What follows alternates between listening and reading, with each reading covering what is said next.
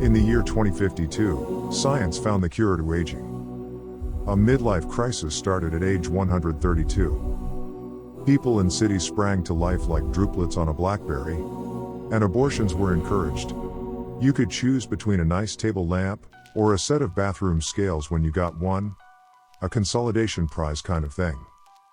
Upon turning age 21, a person could sue his or her parents for the upbringing he got. By that point, mankind had pretty much stopped taking responsibility for its own actions. The lakes were polluted and air was stale.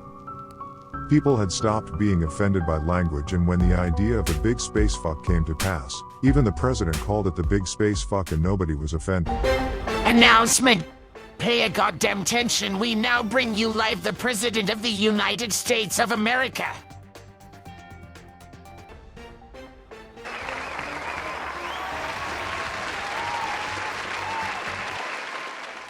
Thank you. Holy shit, ladies and gentlemen. Wow. Good to be here. As you know, over the last 3 months we have retrieved and frozen the sperm of every male in this country with an IQ more than 115. And in just 2 days, at midnight on the 4th of July, we are going to launch this rocket into space. As it travels along the 200 million mile journey, it will hit the Andromeda belt and explode, sending our most precious load over the face of the universe, and we will as a species expand to this universe and we will live forever.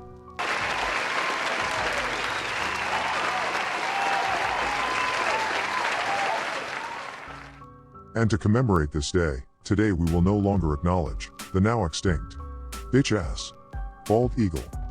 And our new symbol will be the ever-thriving lamprey. An amazing creature who has not only survived, but thrived in the environment it was given. A creature much more like man than any goddamn animal on this planet. These things are badasses.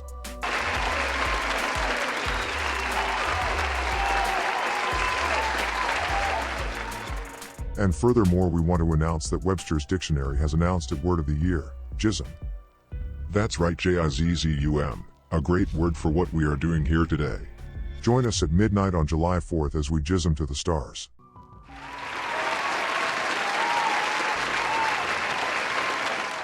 This message brought to you by Anti-Gerasol, makers of the new Anti-Gerasol cream.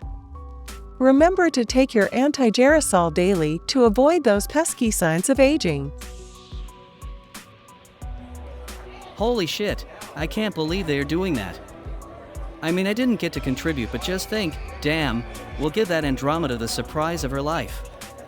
Yeah, and did you hear that shit about the lamprey? My cousin was out on the lake the other day and said he saw one that must have been 18 feet. These things are monsters now. Too bad they're too nasty to eat. Yeah, but tell us, old man, how's it feel to be a new daddy? Have you got your donor lined up? Oh yeah, my grandfather is going to make the space for us. He's been around 184 years and says he's had enough. And he is more than happy to be making space for his next generation. The whole one in, one out policy is a bummer though. We do love the old man.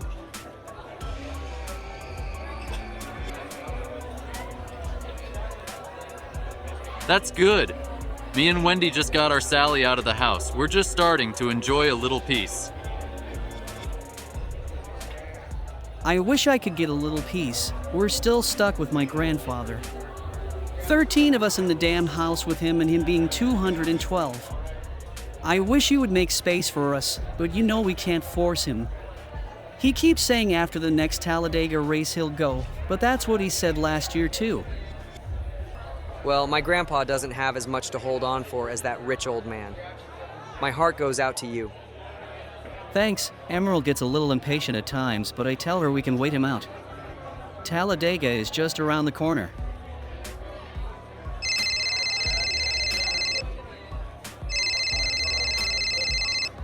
One second, it's the doctor. Hey doc, what's up? Oh fuck. Fuck. What's up? What's wrong? The doctor just called. Leslie is having triplets.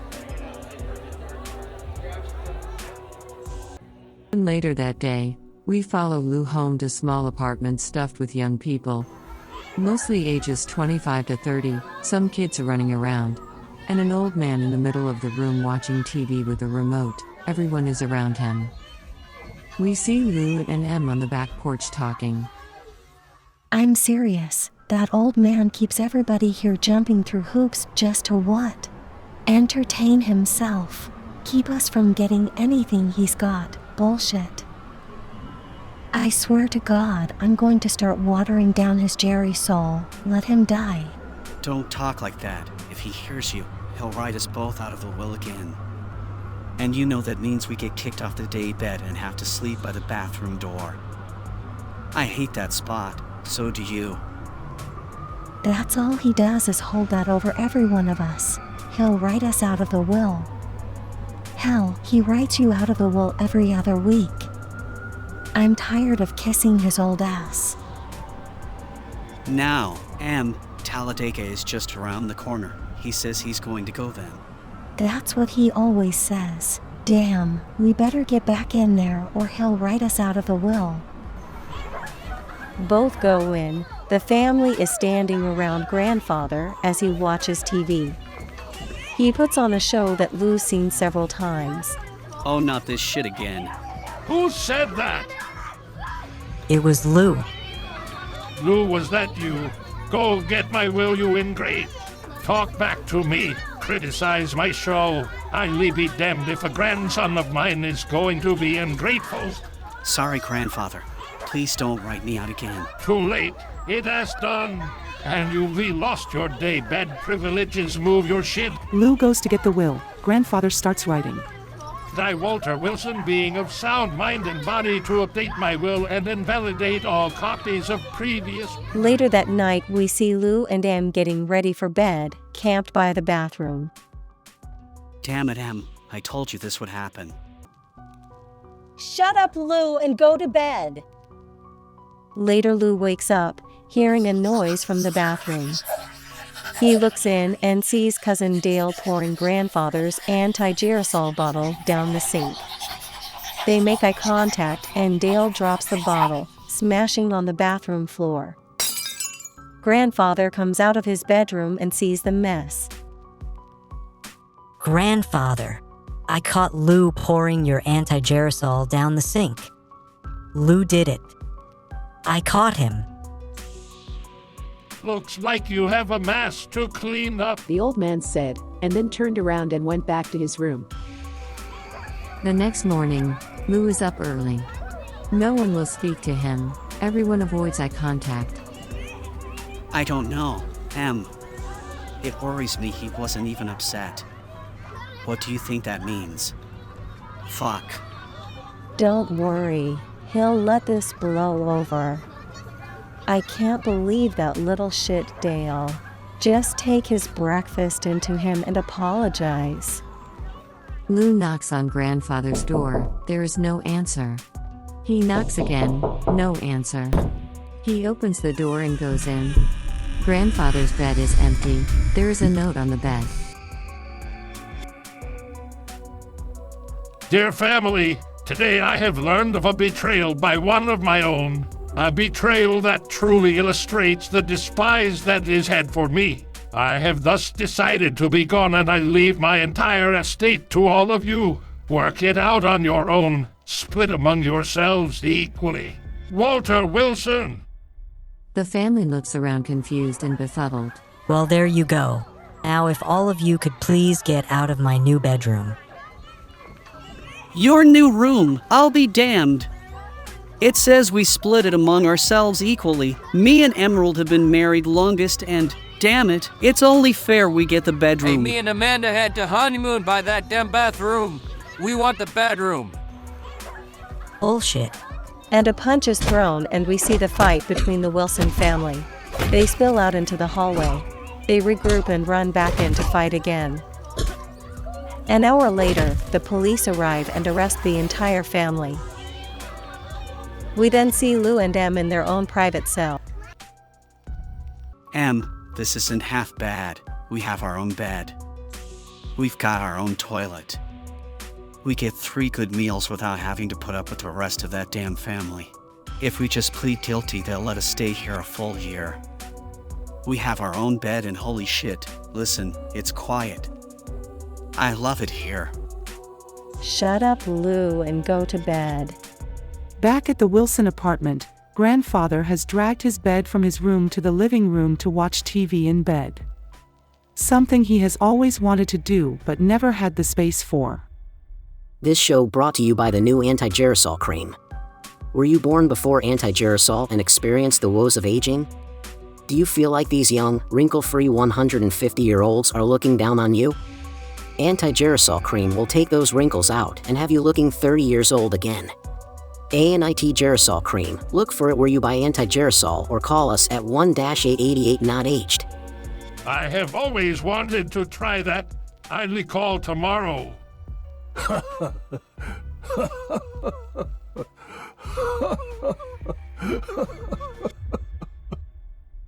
We open on Bud sitting quietly in a large waiting room. Alone except for a painter, painting a large mural on the wall. It is beautiful, isn't it? What? Oh yeah, what's it called? This is the Tree of Life. It depicts the moment Dr. Lawrence developed the formula for anti-gerasol. That's him there pulling an apple off a tree surrounded by a dozen people. Dr. Lawrence's face is fully drawn, but the others are blank. I'm still filling in the faces of the others, but all are great contributors to this miracle that we call life. Yeah. Great. Damn right it's great. What's wrong with you, fella? I was just told my wife is having triplets. We didn't know. I've only got one donor. I've got to choose which one of my babies gets to live. Oh God.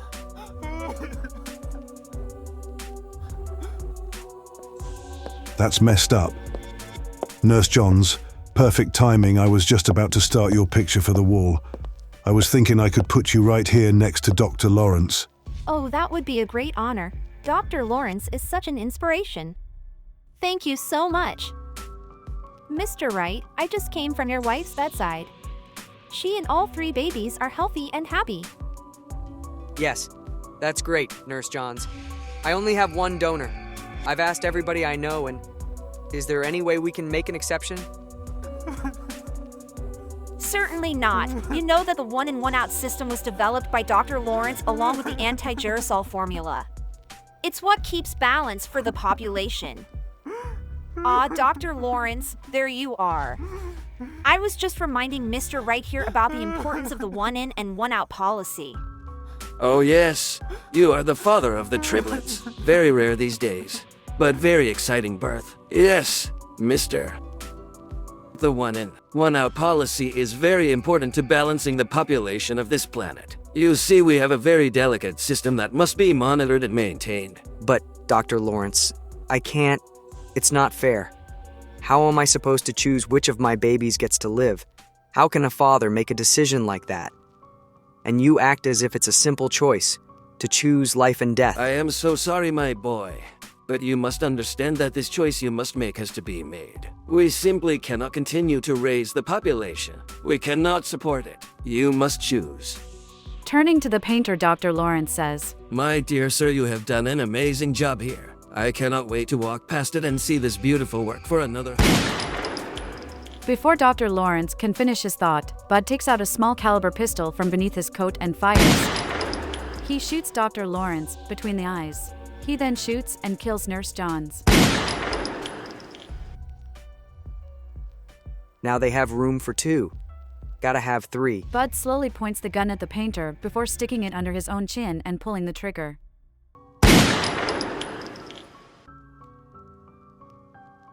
We close with the painter starting to clean the blood off the wall. Hello? Pay a goddamn attention. We just got word that the mighty Lamprey has gotten tired of your pollution and bullshit. It has adapted to come on land and is making its way out of the lakes right now. Here is footage of a police stop interrupted by a lamprey.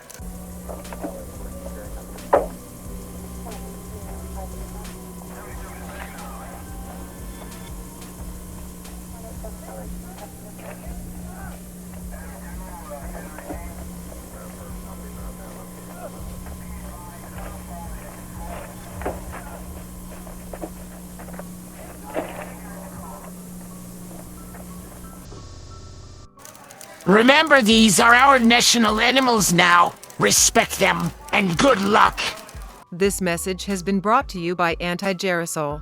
That's right, Anti-Gerasol now comes in strawberry and vanilla flavors for your enjoyment. Anti-Gerasol and Anti-Gerasol cream from the makers of Viagra Meth. Get high and hard and look younger with Viagra Meth and Anti-Gerasol cream. Hey, Wendy. Come sit down. The new episode of The McClellans is coming on. I've got our popcorn and I'm waiting for you, baby. Oh, Henry. We hear a knock at the door. Henry opens the door to his old friend Fred. Hey, Fred. Good to see you. Come on in, you old fucker. Oh, hey, Fred. Come in. Can I get you a glass of tea? That would be great, Wendy. Thanks, Henry. What's up, Fred? You ready for big space fuck? Mankind across the universe? I never thought I'd see the day. I think it is amazing, Henry, but that is not why I am here. I am sorry, Henry, but you have been served. What? Fred gives Henry an envelope. What is this, Fred? It is silly. She is suing you and Wendy for her childhood. She got caught running a shoplifting ring and she is blaming you for bad decisions. It is all in the paperwork. I am so sorry. What the hell, Fred? This is bullshit. Truly, utter bullshit.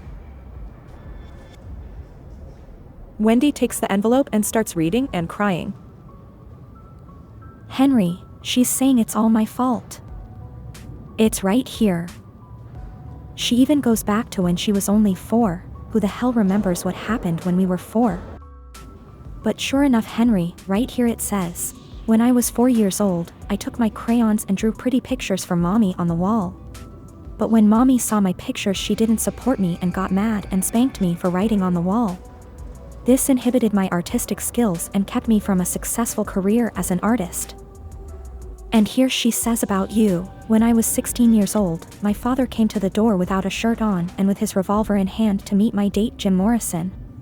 This scared Jim, who never asked for a second date. Jim Morrison went on to run a successful cement business in Illinois, and my father's actions kept me from being wife to a millionaire. She says we owe her, Henry. She says it's all our fault. She's in trouble. Damn it, get the hell out of my house. God damn it, Fred. Leave. Fred goes out the front door. We hear a scream. Henry and Wendy run out on the porch in time to see an 18-foot lamprey devour the top half of Fred. And before they can turn around, both are eaten by giant lampreys.